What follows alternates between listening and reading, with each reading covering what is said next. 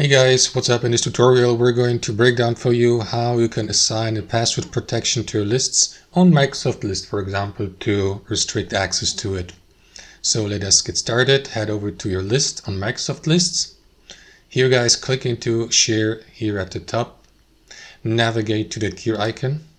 And here in the link settings for the list you would like to share, you can set a password at the bottom. Click into that field, enter the password.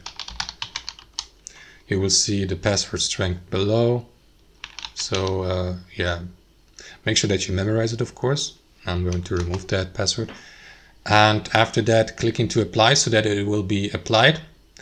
And of course, you will need to tell your list members or members with access to the list, notify of that password so that they can access it, of course. And also make sure that you write it or note it down so that you don't forget it or memorize it, because otherwise you will be also not be able to access your list.